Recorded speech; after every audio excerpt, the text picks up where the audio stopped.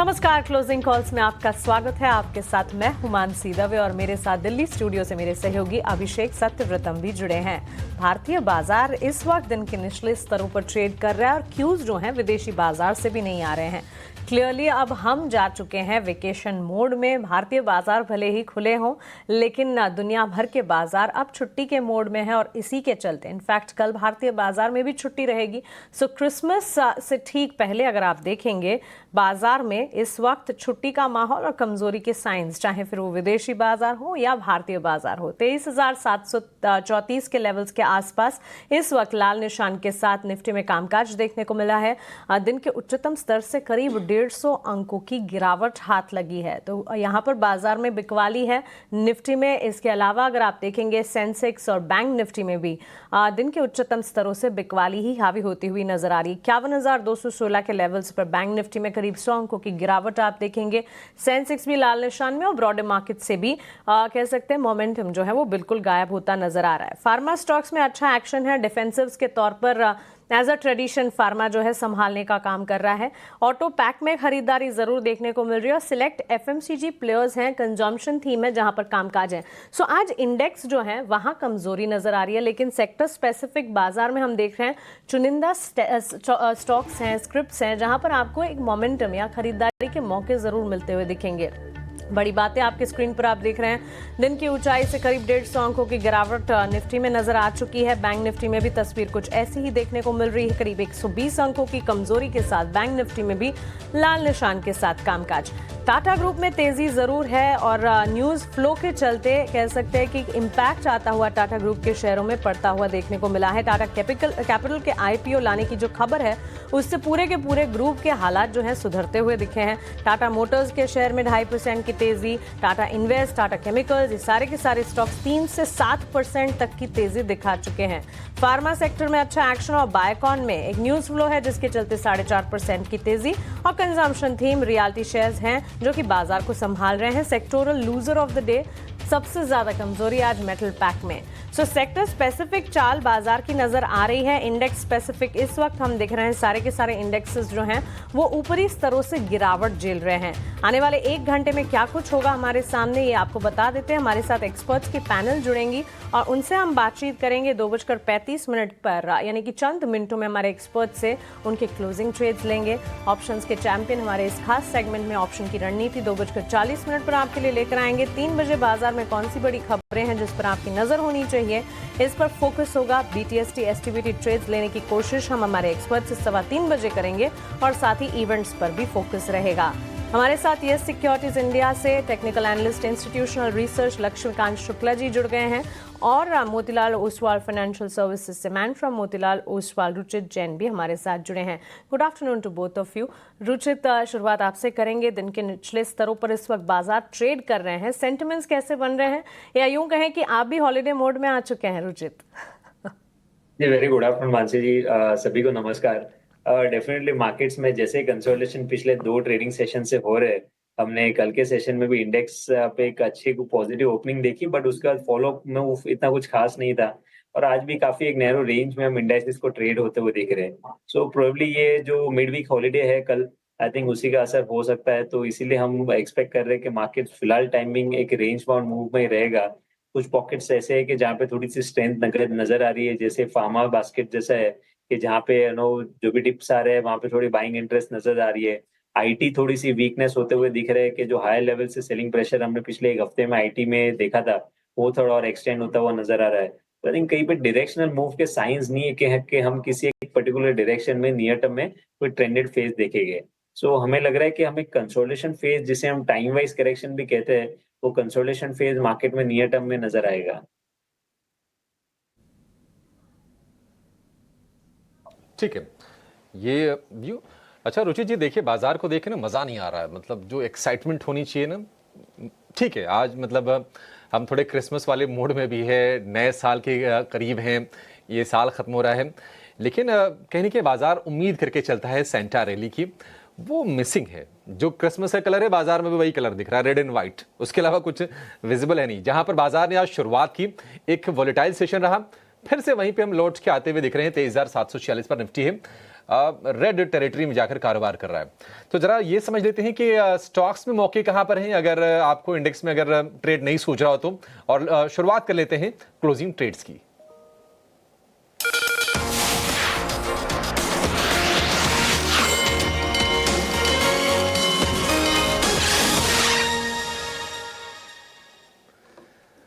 रुचि जी, आपसे शुरू कर लेते हैं। बताइए फिर इंडेक्स में अगर मूव्स नहीं दिख रहे हैं, अगर मौके कुछ नहीं समझ में आ रहे हैं, तो स्टॉक्स में कहां पर फोकस करके चलें? ये अभिषेक, ये दो स्टॉक्स है जहाँ पे खरीदारी की सलाह है। जैसे मैंने कहा कि थोड़ा सा डिफेंसिव मोड पे है, तो फार्मा एज अ बास्केट हमें लग रहा है कि एक अच्छा रिलेटिव आउट परफॉर्मेंस ऐसे मार्केट में बता सकता है। निफ्टी फार्मा इंडेक्स ने भी एक चैनल का ब्रेकआउट हमने इस हफ्ते में आते हुए देखा है।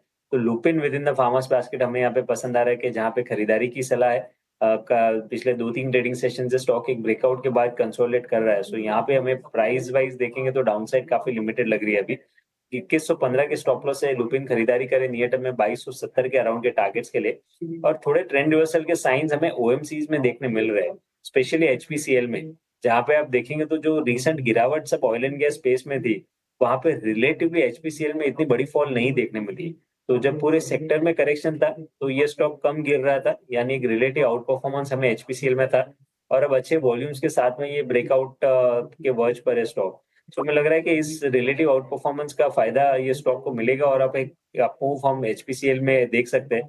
395 के स्टॉप लॉस से यहाँ पे भी खरीदारी की सलाह है 438 के अराउंड के टारगेट्स के लिए।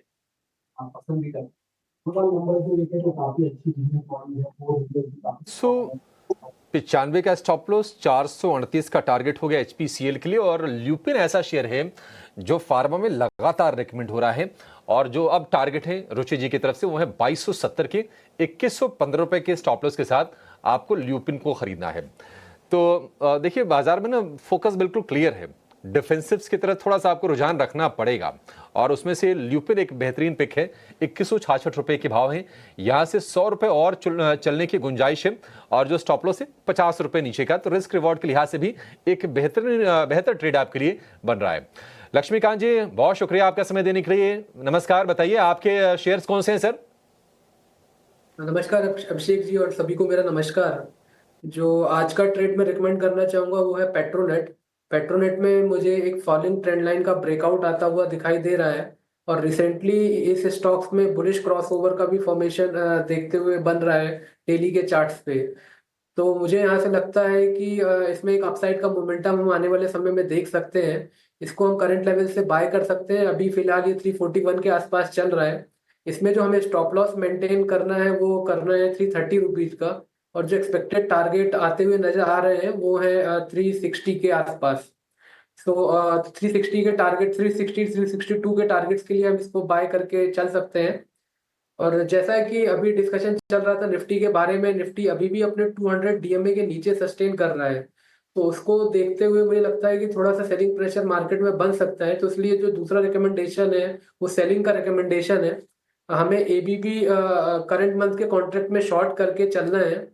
यहाँ पर एक डोजी काइंड ऑफ फॉर्मेशन बना था, बट आज यहाँ पर एक बेरिश कैंडल के साथ एक ब्रेकडाउन आता हुआ दिखाई दे रहा है। एमएससीडी में भी बेरिश क्रॉसओवर बनता हुआ दिखाई दे रहा है।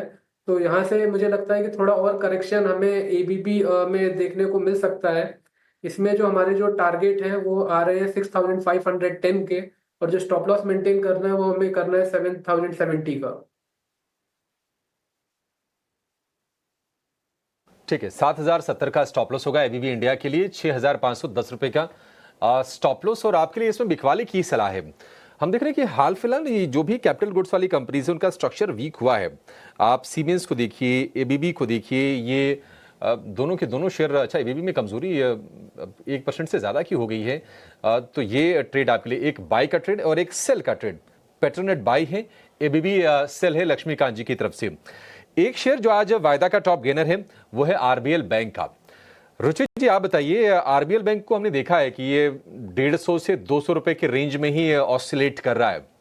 आज की जो तेजी है, क्या इस पर कोई बुलिश व्यू लेना है, या फिर ये जब ऊपर जाए 175, 80, 90 के रेंज में जाए तो वहां बल्कि शॉर्ट करने को लेकर ज्यादा कंफर्ट है?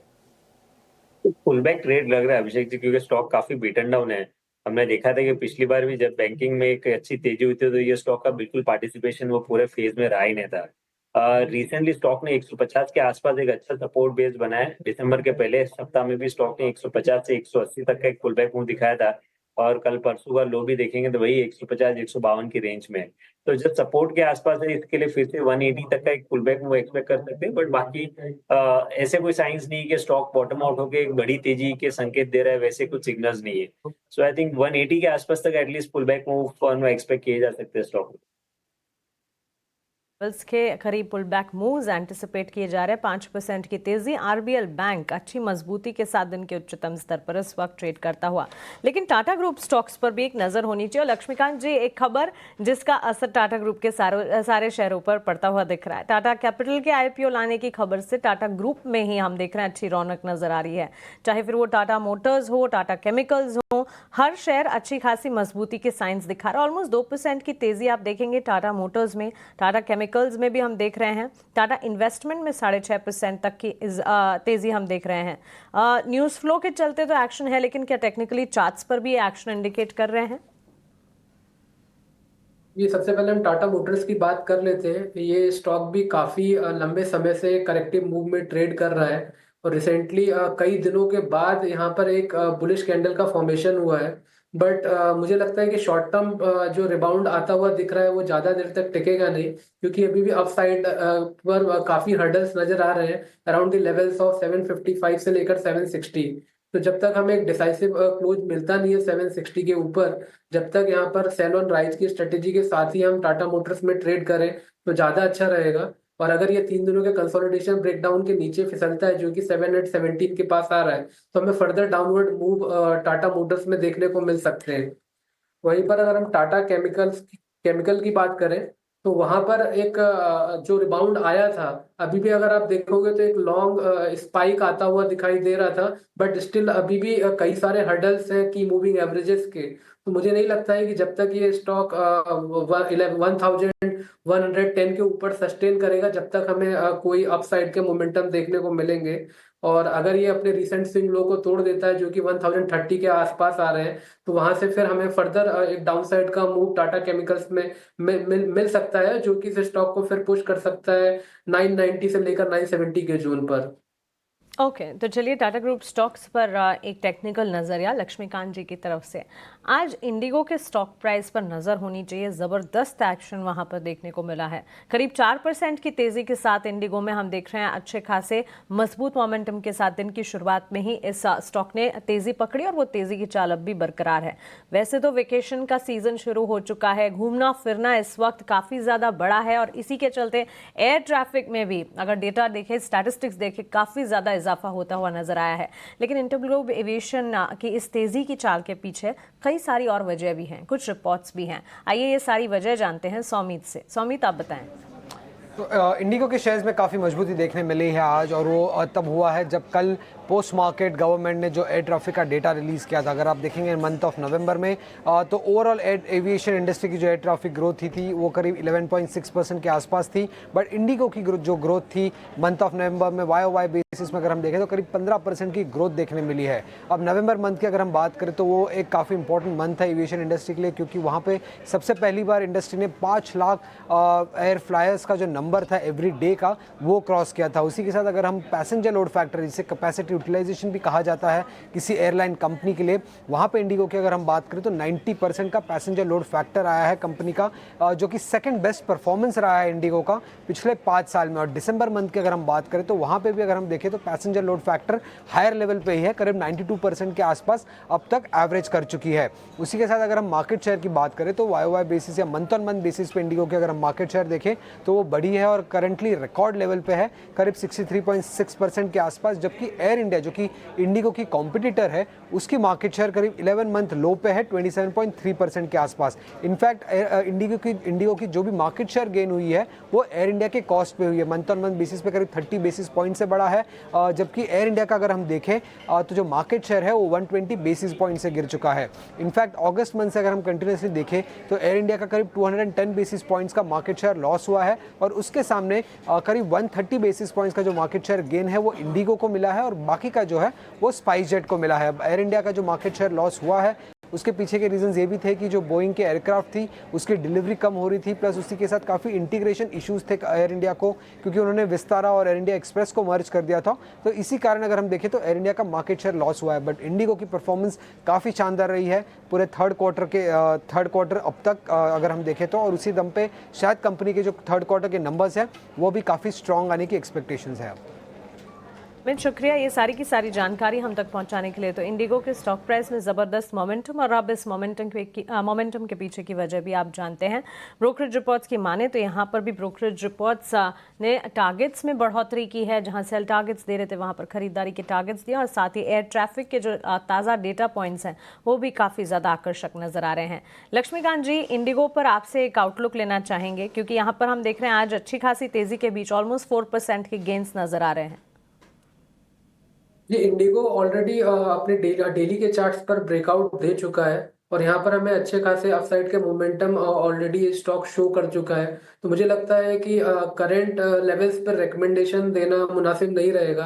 हालांकि अगर ये दोबारा से हमें अगर आने वाले समय में कोई थ्रोबैक मिलता है अराउंड द लेवल्स ऑफ 4500 से लेकर 4050 के जोन पे, देन आफ्टर हम इसमें बाइंग अपॉर्चुनिटी कंसीडर कर सकते हैं। और फिर अगर हमें वहां से पुल बैक आता हुआ दिखाई देगा तो वहां से फिर हमें 4850 से लेकर 4900 के जोन इंडिगो में हम आने वाले समय में देख सकते हैं।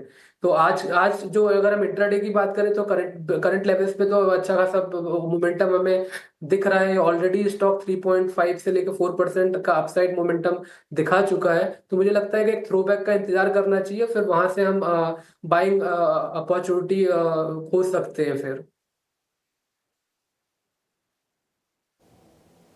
ठीक है, इंडिया ग्लोब को लेकर ये व्यू अपने फंडामेंटल एक्सपर्ट को भी जोड़ लेते हैं। टर्टल वेल्थ के CEO end fund manager Rohan Mehta हमारे साथ जुड़ गए हैं। रोहन जी, बहुत शुक्रिया आपका समय देने के लिए। अभी हम इंटर ग्लोब की चर्चा कर रहे थे, आई लिटर वाले एक और शेयर को लेकर आते हैं, वो है आईटीसी। बाजार हमने देखा कि थोड़ा सा ना नर्वस थे, बावजूद इसके आईटीसी ने अपने स्ट्रेंथ को बना के रखी है। अब 480 रुपए के आसपास के प्राइसेस होंगे आईटीसी के, जरा भाव लेकर आइए। बिल्कुल 479 रुपए 60 पैसे। आईटीसी एक सही प्ले होगा यहां से रोहन, अगर किसी को कंजम्पशन में कोई शेयर चुनना हो तो? आईटीसी मेरे हिसाब से, बिकॉज थोड़ा एक सिगरेट का टैक्स का एक चैलेंज था जो आई थिंक सो वो बहुत लेवल तक क्लियर हो गया है। पर अभी भी मुझे ऐसा लग रहा है कि आईटीसी में ग्रोथ फैक्टर बहुत कम है, बिकॉज बहुत डाइवर्सिफाइड है। जब ये कंपनी डीमर्ज होगी, आई think so that time only कि ये वैल्यू इसमें रिवाइज होगा। सो किसी को ऐसे सेफ प्ले करना है, 10-15% का ग्रोथ चाहिए, बहुत डिसेंट कंपनी चाहिए, तो ठीक है, means there is no doubt about it. But if you are thinking for an high growth company, तो हमको नहीं लग रहा है कि ITC is the right positioning right now.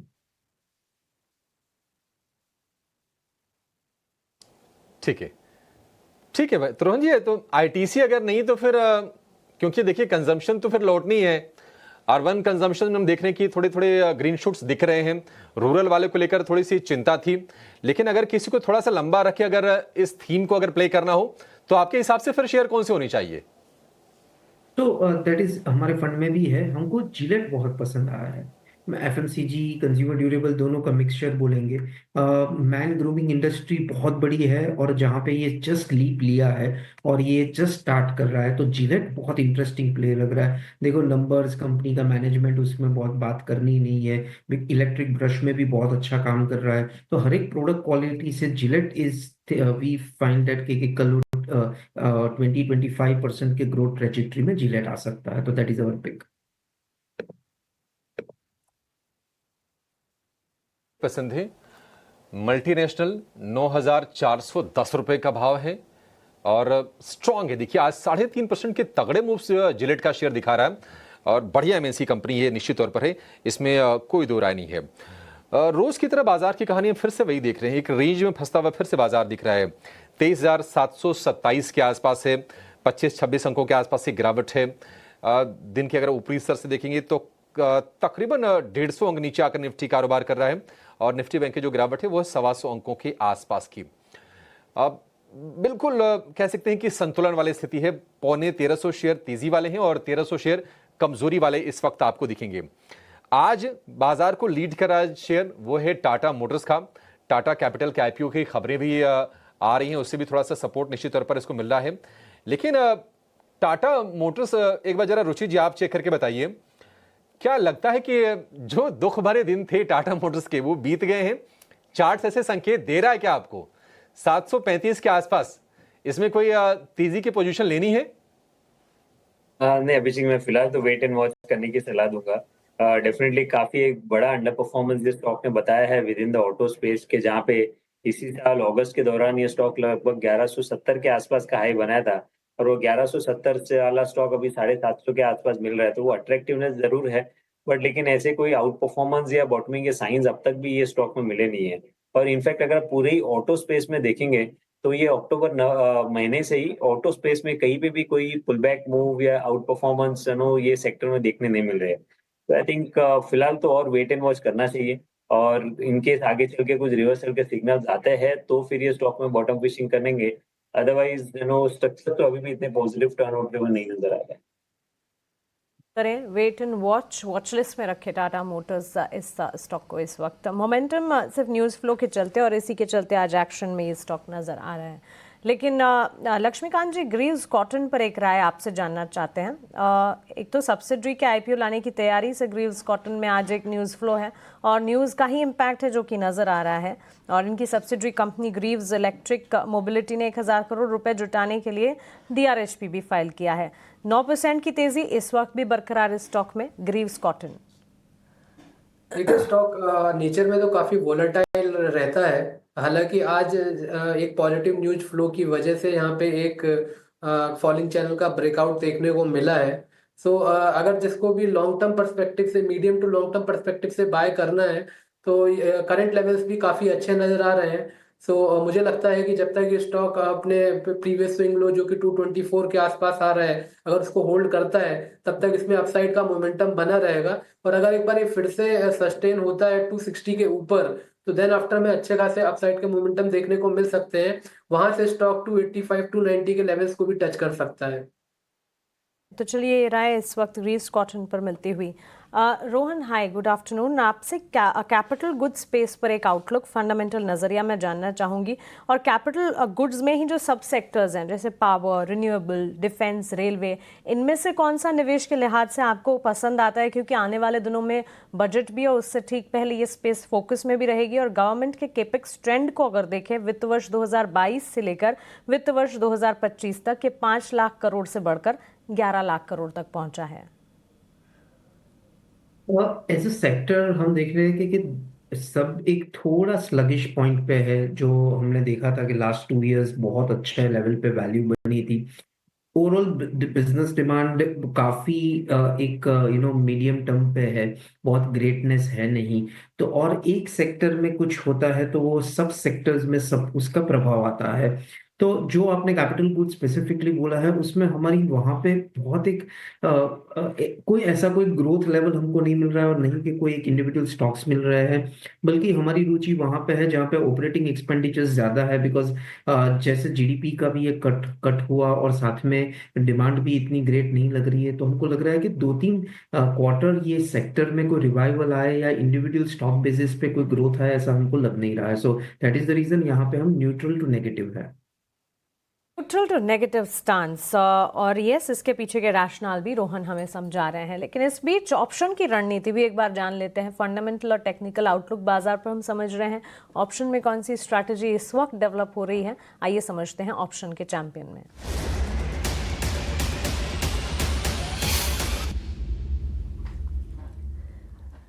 Options के चैंपियन में ऑप्शंस की स्ट्रैटेजी लेकर HDFC सिक्योरिटीज के विनय रजानी अब हमारे साथ जुड़ गए हैं। गुड आफ्टरनून विनय, बताइए। जी गुड आफ्टरनून। तो आज की स्ट्रेटेजी ये रहेगी कि HPCL का जनवरी मंथ का 410 का कॉल ऑप्शन हम ले सकते हैं। करीबन 17 रुपीज उसका प्रीमियम है। ध्यान रखिएगा ये जनवरी मंथ की स्ट्राइक है 410, तो उसका जो प्रीमियम है वो करीबन 17 रुपीज है। स्टॉप लॉस मैं यहाँ पे सजेस्ट करूंगा 12 रुपए पे, और टारगेट इसका रहना चाहिए 25 का।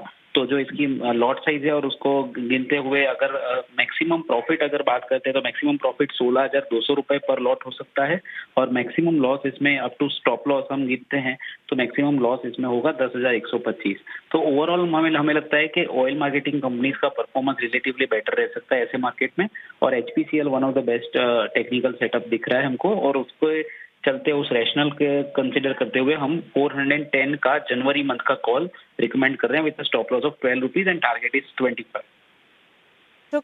ये कॉल हमें बताने के लिए 2% की तेजी कैश मार्केट में है और ऑप्शन के चैंपियन के तौर पर एचपीसीएल की 410 की कॉल खरीदने की राय, जनवरी महीने की कॉल खरीदने की राय जिसका प्रीमियम 17 रुपए है। लक्ष्य 25 का आंक कर चल रहे हैं विनय और यहाँ स्टॉप लॉस 12 का मेंटेन करना होगा। अगर ये कॉल एक्सरसाइज करने पर वर्कआउट करती हैं तो अधिकतम मुनाफा 16,200 का और अगर ये डाउन साइड जाती है तो फिर नुकसान 10,125 का भी हो सकता है। एफएनओ पर एक स्टैंडर्ड डिस्क्लेमर आपके स्क्रीन पर। एफएनओ ट्रेडिंग में 10 में से 9 लोगों को नुकसान होता है। एफएनओ ट्रेडर्स को औसतन 50,000 का नुकसान होता है।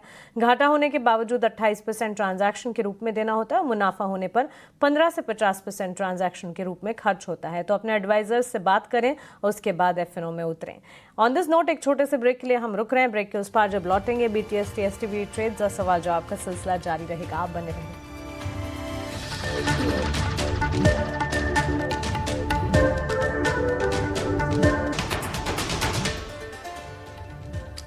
ब्रेक के बाद आपका फिर से स्वागत है क्लोजिंग कॉल में। बाजार एक दायरे में ही कारोबार कर रहे हैं। निफ्टी में हल्की सी गिरावट है 23,750 के नीचे और निफ्टी बैंक की बात करें लोअर लेवल से थोड़ी सी रिकवरी है लेकिन अभी भी 90 अंकों के आसपास की नरमी है। चढ़ने वाले और गिरने वालों की जो शेयरों की जो संख्या है वो ऑलमोस्ट इस वक्त बराबर है और कहीं कोई तोड़फोड़ तेजी दिखनी है इंडेक्स में। अगर आप शेयरों को देखेंगे टाटा मोटर 2% ऊपर है और दूसरी तरफ अगर आप देखेंगे तो जेएसडब्ल्यू स्टील करीब 1.5% की गिरावट के साथ कारोबार कर रहा है। लेकिन 3 बज गए, जरा ये समझ लेते हैं कि आज खबरें कौन सी आई, शेयरों पर कैसा असर हुआ, ये बताने के लिए हमारे सीईओ गौरव जवलकर जुड़ गए हैं मार्केट एट 3 लेकर।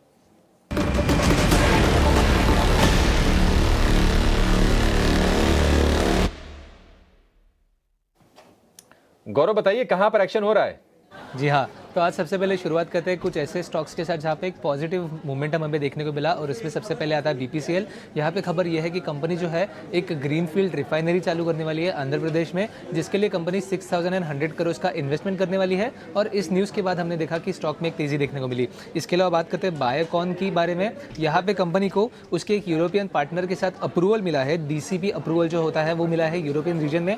इसके चलते हुए 2 नए ड्रग्स जो है वो कंपनी लॉन्च करेगी। एक ड्रग जो है वो टाइप 2 डायबिटीज़ को कवर करता है और दूसरा जो ड्रग है वो वेट मैनेजमेंट के ऊपर काम करेगा और इसके बाद हमने देखा यहाँ पे भी तेज़ी देखने को मिली थी। इसके अलावा बात करते हैं ग्रीव्स कॉटन में, यहाँ पे भी एक अच्छी तेज़ी आज के दिन में देखने को मिली और इसका मेन रीज़न ये है कि अगर हम बात करें ग्रीव्स इलेक्ट्रिक मोबिलिटी जो कि इसकी होली ओन सब्सिडरी है, इसने डीआरएचपी फाइल की है आईपीओ के लिए और अगर हम डीआरएचपी को देखें तो कहीं पे 1000 करोड़ जो है कंपनी जुटा सकती है इस आईपीओ के चलते हुए। इसके अलावा बात करते हैं टाटा इन्वेस्टमेंट, टाटा मोटर्स जैसे कुछ टाटा कंपनीज के स्टॉक की, क्योंकि यहाँ पे न्यूज़ फ्लो ऐसे था कि कहीं पे एजेंसीज का मानना ये है कि टाटा कैपिटल जो है वो आईपीओ के लिए उन्होंने काम चालू कर दिया है। लगभग $2 बिलियन के वैल्यूएशन पे ये आईपीओ हमें देखने को मिल सकता है और उसके बाद टाटा ग्रुप ऑफ कंपनीज में कुछ थोड़ी तेज़ी देखने को मिली थी।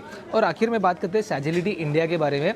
यहाँ पे जो हमने देखा कि ये जो स्टॉक है वो 5% के अपर सर्किट में लॉक हुआ था और इसका मेन रीज़न ये है कि कहीं पे जेपी मॉर्गन ने इनिशिएट किया है रिपोर्ट ओवरवेट रेटिंग के साथ और टारगेट प्राइस है 54 रुपीज़ का। उनका मानना है कि आगे जाके कहीं पे 3 सालों तक 50% का CAGR ग्रोथ जो है हमें इस कंपनी में देखने को मिल सकता है और इसी नोट के बाद हमने देखा जो कंपनी का स्टॉक है वो 5% के अपर सर्किट में लॉक हुआ है। तो खबरों के दम पे आज इन सब स्टॉक्स पे एक अच्छा एक्शन देखने को मिला। हालांकि मार्केट में कुछ वीकनेस है तो आगे जाके भी इन सब स्टॉक्स में नजर रखना काफ़ी ज़रूरी रहेगा। ठीक है गौरव, बहुत शुक्रिया। तो ये कुछ रिपोर्ट्स, कुछ खबरें और कहां पर बाजार में इस सुस्ती के माहौल में भी एक्शन कहां है उसकी पूरी की पूरी जानकारी आपको मिल गई। हमारे एक और एक्सपर्ट जुड़ गए हैं, जाने माने टेक्निकल एक्सपर्ट हैं राहुल घोष हमारे साथ हैं। राहुल जी बहुत शुक्रिया आपका समय देने के लिए, स्वागत है। राहुल जी, बाजार देखिए लैक लस्टर है, मतलब ना तो कोई एक्शन है, किसी साइड का हो ना तो थोड़ा सा इंटरेस्ट बनता है। आप जरा बताइए कि स्टॉक्स के लिहाज से आपको मौके कहां पर दिख रहे हैं? नमस्ते और गुड आफ्टरनून। तो मेरा बायस ऊपर की तरफ है for the next 1-2 weeks to come. तो निफ्टी 23,700-800 के आसपास सभी ट्रेड कर रहा है। 24,000 के ऊपर के लेवल्स आपको बिफोर न्यू ईयर्स तो देखने चाहिए according to our analysis. Specifically stock specific बात करेंगे तो VDL पे एक इंटरेस्टिंग अपॉर्चुनिटी है। 462 के आसपास चल रहा है, 469 के ऊपर बाय कर सकते हैं। आई रिपीट, कंडीशनल लॉन्ग है, 469 के ऊपर बाय कर सकते हैं। स्टॉप लॉस इसका 460 होगा और टारगेट 490 के आसपास का रख सकते हैं। तो VDL एक और स्टॉक जो बहुत ही अच्छा मोमेंटम लास्ट 12 ट्रेडिंग सेशन से दिखा रहा है, कार ट्रेड। तो कार ट्रेड भी शॉर्ट टर्म के लिए लॉन्ग किया जा सकता है विद अ टारगेट ऑफ 1630। तो कार ट्रेड और VDL दोनों लॉन्ग साइड की तरफ।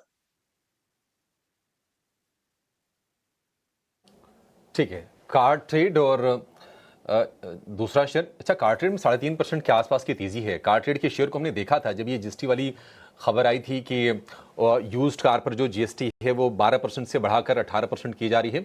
हमने ये शेयर को गिरते हुए देखा था, लेकिन आज फिर से रिबाउंड देने की कोशिश कर रहा है। 3.5-4% के आसपास की अच्छी तेजी है। एक और स्पेस देखकर लोग थोड़े से निराश होंगे, और ये वो सेक्टर है जो बार बार निराश करता है, वो है मेटल का। JSW स्टील, टाटा स्टील, ये शेयर आपको आज दिखेंगे 1.5-2% ना सिर्फ नीचे हैं, बल्कि निफ्टी के जो सबसे ज्यादा गिरने वाले शेयर उसमें शामिल हैं। रोहन भाई, कल परसों की ही खबर थी जब ये खबर आई कि DGTR ने एंटी डंपिंग को लेकर जांच के नोटिफिकेशन जारी कर दिए हैं। 25% की एंटी डंपिंग ड्यूटी लगाई जा सकती है चीन से जो स्टील आ रहा है, और हमने तेजी देखी भी, लेकिन फिर से वही स्टॉक सारे कॉर्नर हो जाते हैं। क्या करें ये मेटल स्टॉक्स में? क्या इसमें निवेश का नजरिया बिल्कुल ना बनाएं? निवेश की अगर लिस्ट बनाए तो उसमें ये स्टील स्टॉक्स को उसमें से काट दें, हटा दें बिल्कुल?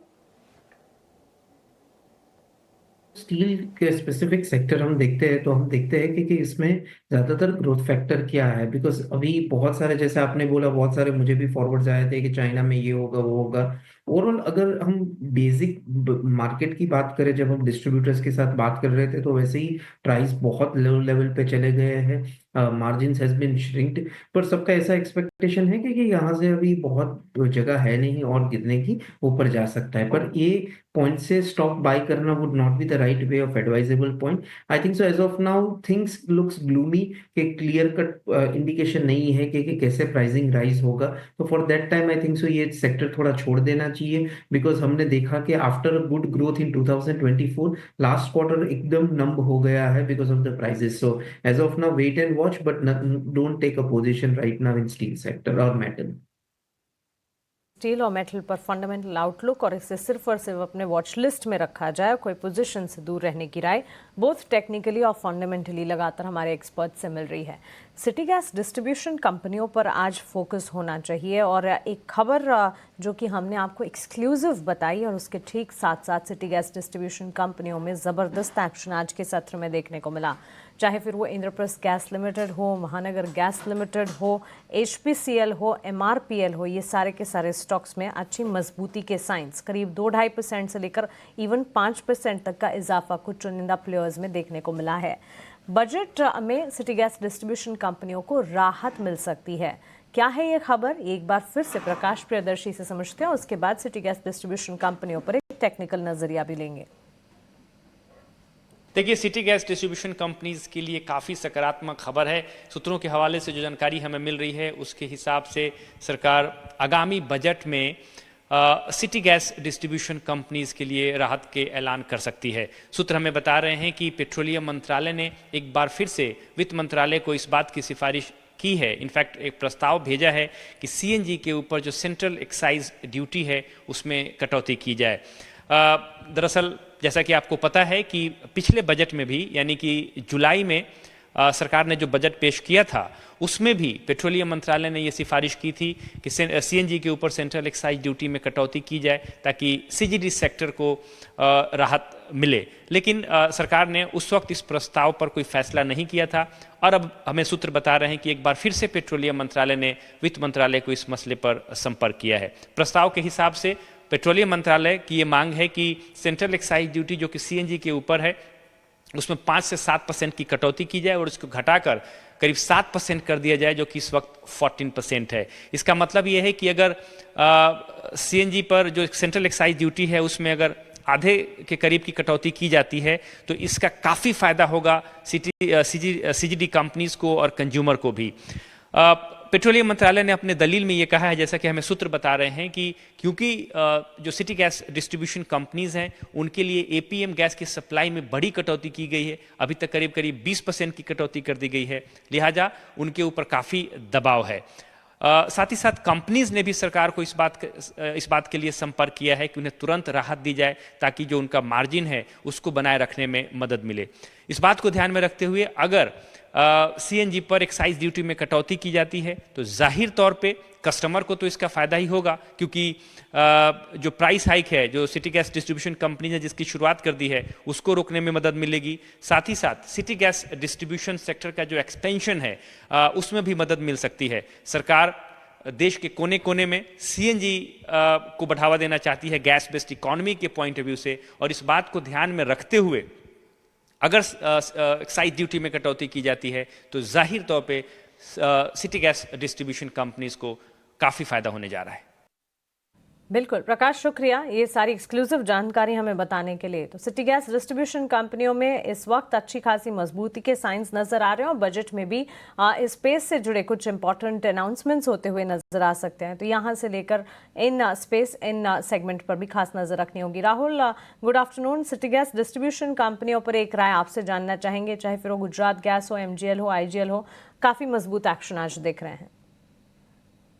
बिल्कुल सही कहा आपने, और अगर आप चार्ट भी नोटिस करेंगे एमजीएल का, आईजीएल का, तो it is desperately trying to come out of a bearish formation. MGL में नोटिस करेंगे एक कन्वेंशनल पैटर्न से ब्रेकआउट होने की कोशिश की बट अनफॉर्चुनेटली सक्सेसफुल नहीं हुए। आईजीएल का चार्ट फॉर्मेशन थोड़ा बेहतर है, तो आईजीएल पे 405 406, तो यहाँ से सिर्फ 1.5-2% दूर है, उसके ऊपर थोड़ा सा मोमेंटम दिख सकता है। कन्वेंशनली लोग कह सकते हैं कि ये कप एंड हैंडल फॉर्मेशन का ब्रेकआउट होगा, बट बहुत ही खराब फॉर्मेशन है और इसीलिए अपसाइड भी कैप रहेगा, ये बात जरूरी है। 406 के ऊपर लॉन्ग कर सकते हैं, 400 का स्टॉप लॉस रख के आईजीएल में। सो इंद्रप्रस्थ गैस लिमिटेड पर एक राय इस वक्त बनती हुई और अच्छे मजबूत एक्शन के साथ ये पूरा स्पेस कामकाज करता हुआ। रोहन, मैं बेंचमार्क्स वर्सेस ब्रॉडर मार्केट्स पर एक राय आपसे जानना चाहूँगी। देखिए 2024 की शुरुआत में एंटिसिपेशन था कि निफ्टी लार्जर प्लेयर्स जो हैं वहाँ से आउट परफॉर्मेंस नज़र आएगा। Second half of the year काफ़ी वॉलेटाइल भी रहा, और अगर आप देखें तो ब्रॉडर मार्केट्स में मिड कैप स्मॉल कैप में काफ़ी मजबूत एक्शन कंपैरिजन टू बेंचमार्क्स नज़र आया 2025 के लिए, बिकॉज इस वक्त जहां सेंटिमेंट्स मार्केट के काफ़ी वॉलेटाइल नज़र आ रहे हैं, फंडामेंटल आउटलुक भी आप कह रहे हैं ऑलमोस्ट काफ़ी सारे स्पेसेस से जहां वेट एंड वॉच का ही नज़रिया रखना चाहिए। 2025 के लिए कौन से स्पेस, कौन से थीम्स आपको नज़र आते हैं जो कि वॉच आउट करने हैं और सही लेवल्स आने पर एंट्री पॉइंट्स वहां ढूंढना है? एक तो ये श्योर है कि जो लास्ट 2 सेक्टर सबसे ज्यादा जिसने पैसा बनाया था, ऑटो और पीएसयू, वहां पे एक ट्रैक्शन कम लग रहा है। आईटी हमको स्पेस अच्छी लग रही है, कैपिटल मार्केट्स अच्छी स्पेस लग रही है, और थर्ड हमको स्पेस अच्छी लग रही है जहां पे फाइनेंशियल सर्विसेज, उसमें मैं बीएफएसआई बैंकिंग को भी गिन रहा हूँ। तो ये 3 स्पेस हमको ज्यादा अच्छा लग रहा है क्योंकि जहां पे एक बहुत अच्छा ट्रैक्शन है, मार्केट गिरने में भी ये सब स्टेबिलिटी अच्छी लगी है, और ये लास्ट पूरे जोन में इतने अच्छे ग्रोथ नहीं आया है, तो वहां पे वैल्यू भी बहुत अच्छी है। स्पेसिफिकली आईटी को हम देखें तो वहां पे एक है, तो 2 चीज थी में, एक जो लास्ट चला है उसकी प्रोबेबिलिटी नेक्स्ट मार्केट में चलने की बहुत कम है, और दूसरा ये 3 सेक्टर पे हमारी रुचि ज्यादा है। स्पेसिफिक बाजार पर एक फोकस होना चाहिए और चुनिंदा प्लेयर्स, सेक्टर्स जहां पर हमारे एक्सपर्ट्स लगातार अपनी पॉजिटिव राय और आउटलुक बता रहे हैं, उन स्पेसेस को आपको ध्यान में रखना चाहिए और साल की शुरुआत से ही निवेश का नज़रिया भी बनाकर चलना चाहिए। ट्रेडिंग अच्छा है, ट्रेडिंग में काफ़ी ज़्यादा एक्शन भी नज़र आता है, लेकिन लंबी अवधि का निवेश जो है उसके फ्रूट्स काफ़ी मीठे होते हैं। लेकिन चलिए आगे बढ़ते हैं। लॉन्ग्स बिल्टअप कहाँ पर है इस पर एक नज़र डालते हैं। इंडिगो जिसका जिक्र हमने किया, HPCL, गेल, ये सारे स्टॉक्स में इस वक्त जो है लॉन्ग्स बिल्टअप होते हुए, यानी कि ताज़ा खरीदारी देखने को मिली है। और इसी लिस्ट में स्टॉक्स लाइक अपोलो टायर्स भी हैं, 1.25% की तेज़ी है। और लक्ष्मीकांत जी, अपोलो टायर्स के चार्ट से एक बार चेक करें, मजबूती के science, volatile through out the day, उतार चढ़ाव हमने देखा और इनफैक्ट सेकेंड हाफ में एक डेंट भी और वहां से अब ये संभलता हुआ, क्या राय होगी? यह पिछले अगर 3 से 4 दिनों का ट्रेंड अगर देखा जाए डेली के चार्ट्स पे, तो इस स्टॉक ने हायर टॉप हायर बॉटम तो बनाया है, बट जो मेजर ब्रेक थ्रू का जो मोमेंटम आने के एक्सपेक्टेशन रखे जा रहे हैं, मुझे लगता है कि 550 के ऊपर एक अच्छे खासे अपसाइड मोमेंटम हम देख सकते हैं अपोलो टायर्स में। और निचले स्तर पर जो सपोर्ट बनते हुए नजर आ रहे हैं वो नजर आ रहे हैं 550 से लेकर 520 के जोन पर। बट जो ब्रेकआउट का जो एक्सपेक्टेशन है वो 550 के ऊपर है। वहां पे अगर हमें एक डिसेंट वॉल्यूम के साथ अगर ब्रेकआउट अगर आता है, तो वहां से फिर हमें 620 तक के भी लेवल्स हम इस स्टॉक में देख सकते हैं। तो मुझे लगता है थोड़ा सा वेट एंड वॉच करना चाहिए, और जैसे स्टॉक 550 के ऊपर एक डिसाइसिव ब्रेक थ्रू देता है, तो वहां से हमें लॉन्ग पोजीशन इनिशिएट करनी चाहिए। एक और स्टॉक क्विक जिस पर राहुल आपका नजरिया जानना चाहेंगे, आरती ड्रग्स, शार्प स्पाइक यहां पर नजर आ रहा है, 6% की तेजी। और खबर है कंपनी के तारापुर प्लांट को यूएसएफडीए से EIR मिला है और इस खबर का असर है जो कि नजर आ रहा है सीधे तौर पर 7% की तेजी इस वक्त आरती ड्रग्स में। 7% की तेजी जाहिर है, बट जो डाउन ट्रेंड शुरू हुआ है इस काउंटर में अगस्त 2024 से, उसमें से एक सिंगल कैंडल का मूवमेंट पे लॉन्ग जाना अनफॉर्चुनेटली बहुत ही अग्रेसिव रहेगा। आज का कैंडल अगर इस तरह से क्लोज होता है, और इस हफ्ते में भी अगर कैंडल इस तरह से क्लोज होता है, फिर भी हम थोड़ा फॉलो थ्रू के लिए वेट करेंगे। एनगल्फिंग कैंडल तो बनेगा ही, बट फिर भी थोड़ा फॉलो थ्रू के लिए वेट करेंगे, क्योंकि इतना फियर्स डाउन ट्रेंड पे 1 2 3 दिन का मूव पे लॉन्ग जाना रिस्की रहेगा मेरे हिसाब से। तो अभी फिलहाल लॉन्ग नहीं जाएंगे आरती ड्रग्स। मैं भी आपकी बात से इत्तेफाक रखती हूँ, इनफैक्ट अवॉइड कीजिए फिलहाल, इसे रिव्यू जरूर करते रहेंगे।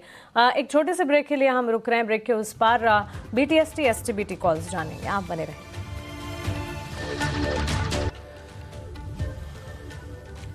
बीस से 22 अंकों के नुकसान के साथ अभी निफ्टी ट्रेड कर रहा है। दिन भर का जो ट्रेड हुआ उसके अंदर यही रेंज हम एक्सपेक्ट भी कर रहे थे और वही हुआ भी। आज सुबह भी हमसे जब क्वेश्चंस पूछे कि मार्केट्स कैसा रहेगा, तो हमने सिंपल सी बात बोली कि बिल्कुल ठंडा रहेगा, बिल्कुल ठंडा रहेगा। रीज़न गिनवा दिए, बार बार उसको रिपीट करने का कोई मतलब नहीं, वो आप अपनी स्क्रीन पर देख पा रहे हैं, अपनी स्क्रीन पर नोटिस भी कर पा रहे हैं। बट एक चीज़ मेरे को स्क्रीन से फील हो रही है कि मार्केट के अंदर अंडरटोन करंट काफ़ी अच्छा है। ये सीरीज़ को, इस ईयर को सिर्फ ख़त्म करना चाहता है, शायद उसके बाद और तेज़ी भी बन जाए, क्योंकि स्क्रीन पे कहीं भी डैमेज वाला मामला नहीं दिख रहा है। जो डैमेज था वो लास्ट वीक था, लेकिन इस वीक से थोड़ा ठान सा लिया मार्केट ने कि थोड़ा पुल बैक करना चाहता है वो। इसके बारे में थोड़ा और व्यू पॉइंट लेंगे, लेकिन पहले रोहन भाई से जरा ये पता कर लें कि पिछले हफ्ते कहाँ पे घूम रहे थे कुर्ता डाल के। रोहन जी नमस्ते, आपने जो मेरे को फोटो भेजी थी कुर्ता डाल के, आप कहाँ पे थे सर? इंडिया में थे कि इंडिया से कहीं बाहर थे आप? नहीं सर, इंडिया में ही थे सर। इंडिया इतना महंगा हो गया है, ट्रैवलिंग करने इंटरनेशनल सोच ही नहीं रहे हैं सर। इसीलिए इंडिगो अच्छा, बढ़ रहा है ना, कि इतना महंगा हो गया है ट्रैवलिंग इंडिया में। तो फिर ये इंडिगो को फिर लेके रख लें, अगर आपको ऐसा लग रहा है सस्ता तो होने से रही। बाहर में कुछ सस्ता नहीं होता, एक बार में जो महंगा है सो महंगा ही है अब।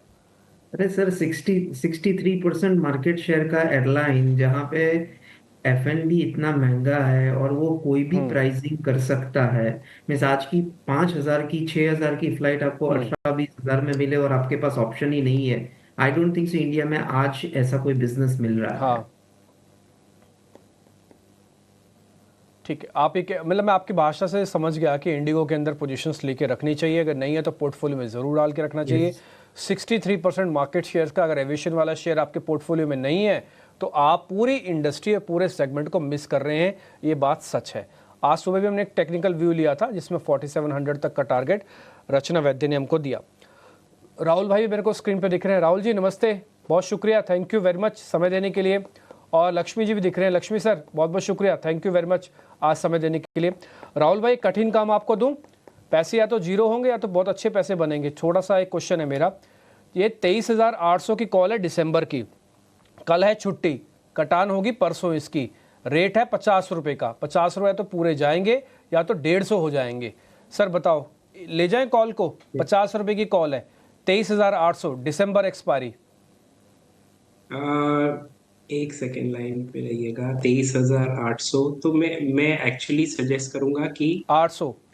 23,800 का कॉल के बजाय एक छोटा सा स्ट्रैटेजी करना मेरे हिसाब से बेटर रहेगा। अगर आपकी इजाजत हो तो मैं शेयर करूं, instead of buying the naked call. कोई और कॉल दे रहे हो शेयर करूं कि डिम्पी जी? इसको छोड़ दें? नहीं, नेकेड हाँ कॉल बताइए बताइए, अनफॉर्चुनेटली। प्लीज बताइए ना सर। ओके, तो मैं ये सजेस्ट करूंगा कि आप 23,800 का कॉल और 23,700 का पुट दोनों खरीदेंगे, और 23,900 का कॉल भी बेचेंगे इसके साथ में। तो ये स्ट्रैटेजी में करने की सजेशन दूंगा। आई रिपीट, 23,800 का कॉल खरीदेंगे, 23,700 का पुट भी खरीदेंगे, और 23,900 का कॉल भी बेचेंगे जो 25 रुपए पे है। तो एक 50 रुपए का कॉल खरीदे हम लोग, 25 रुपए का कॉल बेचे, तो हमारा रिस्क आधा कर दिए, और 23,700 का पुट भी खरीदे। तो अगर 70-80 पॉइंट कोई भी डायरेक्शन में मूव आया तो आपको थोड़ा सा अल्फा दिख सकता है इस तरह की स्ट्रेटेजी। ठीक है, मूव आना चाहिए वैसे तो मेरे हिसाब से, क्योंकि उस दिन डेरिवेटिव एक्सपायरी भी होगी, तो आप सीधा नेकेड मत खरीदो। अगर आपसे ऐसा बनता है तो आप फिर लो इसमें पोजीशन, उसमें 23,800 की कॉल प्लस करने की सर बात बोल रहे हैं, 23,700 की पुट प्लस करने की बात बोल रहे हैं, और 23,900 की कॉल बेचने की बात बोल रहे हैं। ठीक है, तो ये आपके लिए एक रफ स्ट्रेटजी है। आप अपने डीलर से पूछ लेना कितने पैसे मेरे मार्जिन के अंदर लग गए और कितने पैसे मेरे को आएंगे। जैसे प्रॉफिट आने लगे खुद से भले काट देना, फिर ज़्यादा कैलकुलेशन में मत जाना आप। लक्ष्मीकांत शुक्ला जी भी मेरे को स्क्रीन पे दिख रहे हैं। लक्ष्मी सर, एक छोटा सा पॉइंट मेरे को आपसे पता करना है कि जुबलेंट फूडवर्क मैं डिलीवरी में रखूं या फिर स्विंग करके बाहर निकल जाऊं, इससे 50 रुपए कमाऊं या अगले 300 रुपए के लिए बैठा रहूं?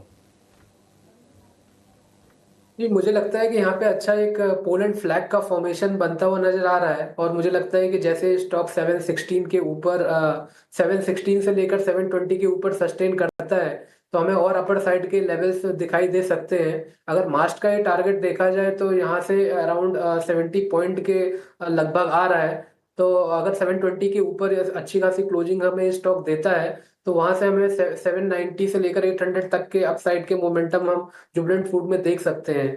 तो फिलहाल स्विंग ट्रेड के हिसाब से तो काफी अच्छा है। हमने भी हमारे ये सिक्योरिटी में इस कॉल को इनिशिएट किया था आज 690 के आसपास, और अभी भी स्टॉक चल रहा है। तो मुझे लगता है कि ट्रेंड काफी मजबूत है, और इस पोलैंड फ्लैग ब्रेकआउट आने के बाद हमें अच्छे खासे अपसाइड के मोमेंटम जुबलेंट फूड में दिखाई देंगे। शुक्ला सर, एक छोटा सा क्वेश्चन मेरा और भी है। आपने जो येस सिक्योरिटीज़ के अंदर 2025 की कॉल बता दी है अपने क्लाइंट्स को कि ये प्लस करना है, वो पूरी लिस्ट जारी कर दी, वो नोट दे दिया, या फिर अभी पेंडिंग है? जी हाँ, दिसंबर में ही हम लोगों ने जो ये ईयरली पिक्स होते हैं, मेरे ख्याल से वो निकाल दिए हैं। और जो कमिंग मंथ में भी आने वाले हैं, क्योंकि हम हर मंथ में टॉप 4 पिक्स इनिशिएट करते हैं या सिक्योरिटी से, तो वो भी आने वाले हैं। वो जनवरी मंथ में आएंगे, फर्स्ट ऑफ वीक में। ठीक है, कोई 2 शेयर आप बता सकते हो अभी जो आ सकते हैं, टेंटेटिव हैं आपकी लिस्ट के अंदर, या फिर जो आ गए हैं दिसंबर वाली के अंदर, जिसमें ज़्यादा चले हुए नहीं है लेकिन अच्छा वैल्यू बाय अभी भी है? 2 शेयर चाहिए बस, ज़्यादा नहीं। देखिए, एक तो सबसे पहले है भारतीय एयरटेल, जिसमें हम अच्छे खासे अपसाइड के मोमेंटम एक्सपेक्ट कर रहे हैं। करेंटली इस स्टॉक्स में अगर हम देखें तो यहाँ पर एक बॉटम फॉर्मेशन बनता हुआ दिखाई दे रहा है डेली के चार्ट्स पर। बट अगर हम इसके मंथली और वीकली स्ट्रक्चर देख रहे हैं, तो वहाँ पे अच्छे खासे बुलिश मोमेंटम दिखाई दे रहे हैं। तो मुझे लगता है कि जब तक ये स्टॉक 14,490 के ऊपर सस्टेन करता है, तब तक हम अपर अपसाइड के मोमेंटम देख सकते हैं। और एक जो इनिशियल ब्रेकआउट है वो हमें मिलेगा अराउंड दी लेवल्स ऑफ, जब ये स्टॉक 1,636 1,650 के ऊपर सस्टेन होता है, तो वहां से हमें फिर अपसाइड के ब्रेकआउट देखने को मिल सकते हैं। और वहां से जो लगभग टारगेट बनते हुए दिखाई दे रहे हैं, वो आ रहे हैं 2,000 लेवल तक के। तो भारतीय एयरटेल काफी अच्छा है, और इसको हम ईयरली पिक के तौर पर भी रख सकते हैं आने वाले समय में। ठीक है, भारतीय एयरटेल को लेकर ये व्यू आज हम देखने की थोड़ा सा नरम ट्रेड है भारतीय एयरटेल में। बाजार का माहौल भी वैसा ही है, मतलब एक रेंज में ही कारोबार हो रहा है। निफ्टी है करीब 20 अंक नीचे, निफ्टी बैंक में लोअर लेवल से थोड़ी सी स्ट्रेंथ जरूर आई है, लेकिन कोई खास मूवमेंट हम देखने को हमें मिल नहीं रहा है बाजार में। कुछ अगर बीटीएसटी ट्रेड है जरा वो समझ लेते हैं। राहुल जी, कोई बीटीएसटी या एसटीबीटी आप सजेस्ट करना चाहेंगे बाजार में?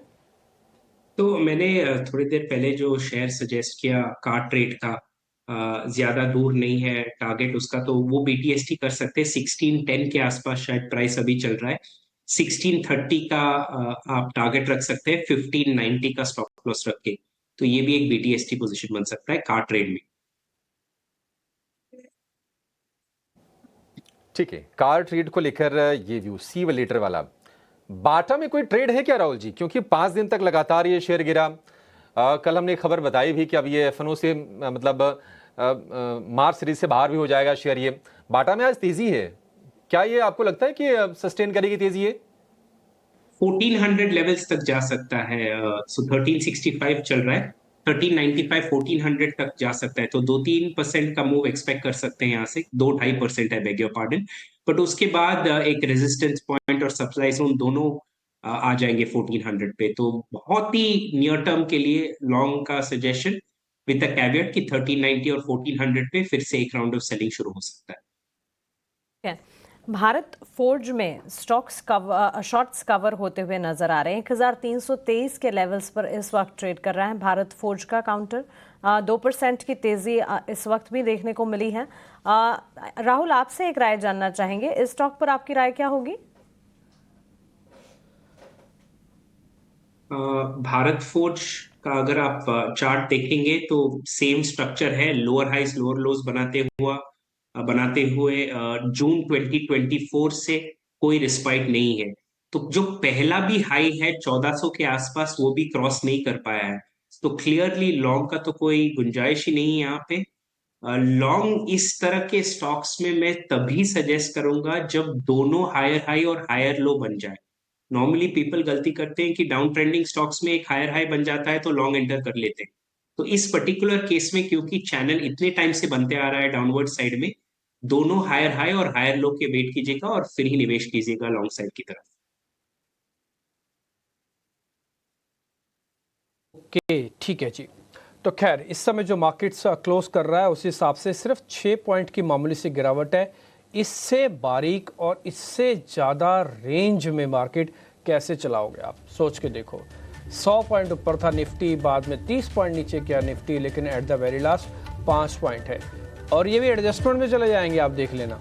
बाद में आप पूछेंगे कल और आज में क्या हुआ, तो आप 1-2 पॉइंट का भी नाम नहीं गिनवा पाएंगे कि 2 पॉइंट भी मार्केट हिला डुला नहीं। इससे डल मार्केट कैसे होगा? आज ओपनिंग भी ऐसे ही हुआ था।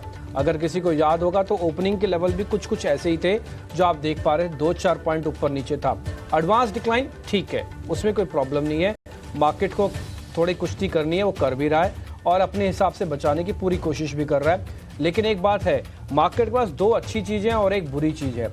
अच्छी चीज़ ये है कि मार्केट अपने दम पर एक स्ट्रॉन्ग पुल बैक देता है, एवरेजेस की रिस्पेक्ट करता है, चर्निंग हो रही है। लेकिन जो बुरी चीज़ है वो है फॉलो बाइंग नहीं है। एक बार एक जगह पर आने पर आपका हाथ पकड़ना चाहिए किसी आदमी को जो ड्रैग करके ऊपर ले जाए। वो बंदा अवेलेबल नहीं है सिस्टम के अंदर, और उस आदमी का नाम है एफआईज। वो एफआईज 31% पे लॉन्ग खड़े हैं। जब आप पुल बैक देखते थे तब भी वही थे, और जब वापस पुल बैक से नीचे 200 दिन पे आए वो वहीं खड़े रहे, उन्होंने आपका हाथ नहीं पकड़ा। बस ये नए साल में उम्मीद करते हैं कि 2024 के अंदर जो थोड़े बहुत रूठा रहे, थोड़ी बहुत नाराजगी है, वो काफ़ी हद तक दूर हो जाए और 2025 के अंदर एफआईज का साथ लगे। तो आप हो सकता है जैन मंथ में before the budget, during the earnings, आप एक नया हाई भी बना लेंगे।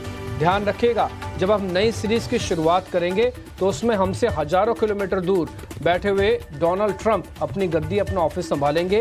वो पूरी मार्केट पे अपने टैरिफ का जाल फैलाएंगे। देखते हैं इसमें इंडिया कहाँ पे रहता है या किस जगह पर फंसता है। कुल मिला के मेरे को मार्केट्स में ना तो ज़्यादा एक्साइटमेंट दिखती है और ना ही कोई ज़्यादा फियर इन द मार्केट्स दिख रहा है। 13.5 पे क्या दिखेगा फियर, और कहाँ पे दिखेगी आपको एक्साइटमेंट जब आप 23,800 ही नहीं पार करें? तो दोनों चीज़ों का जवाब मैंने आपको लेवल्स में दे दिया। अब आते हैं गेनर्स पे। बाजार में आज स्ट्रॉन्ग कौन था? हालांकि ये आपको पता है कि कल की छुट्टी है, उसके बावजूद भी कुछ कुछ पोजीशंस अच्छी बनी हैं आज। जैसे टाटा मोटर्स आज बढ़िया बंद करके गया है, इनफैक्ट टाटा ग्रुप ही ठीक था आज तो पूरा। अडानी एंटरप्राइजेस, आइशर मोटर, इन सब के पास 1% तक की बढ़त है। आज जो टूटा उसमें पावर ग्रिड टूटा, SBI लाइफ टूटा और इंडसन टूटा। ये कुछ एक शेयर्स आज आपको टूटते हुए दिखे। छोटे मझोले शेयर्स में जल्दी से बता देता हूँ, फिर रैप करेंगे। उसमें त्रिवेणी इंजीनियरिंग आज बढ़िया चला, शुगर वाली कंपनीज हैं। RBL बैंक, इमामी, ये कुछ एक शेयर्स थे जो 5% चले। और जहाँ पे नुकसान था वो था KEC और लोढ़ा जैसे कुछ शेयर्स के अंदर। लक्ष्मीकांत शुक्ला जी बहुत बहुत शुक्रिया, थैंक यू वेरी मच समय देने के लिए। और रोहन सर आपका भी शुक्रिया, थैंक यू वेरी मच। और राहुल सर आपका भी बहुत बहुत शुक्रिया, थैंक यू वेरी मच, आपने हमारे लिए टाइम निकाला। अच्छा लगता है आपसे बातचीत करके। और आपको भी मैरी क्रिसमस सर, नए साल की बधाई आपको देंगे सर, वो पेंडिंग है, आपसे मिलना होगा इस हफ्ते वापस एक बार और। तो इसके लिए बहुत बहुत शुक्रिया, थैंक यू वेरी मच आज कार्यक्रम का हिस्सा बनने के लिए। मेरे को, मानसी को और अभिषेक को आप इजाज़त दे सकते हैं। नमस्ते।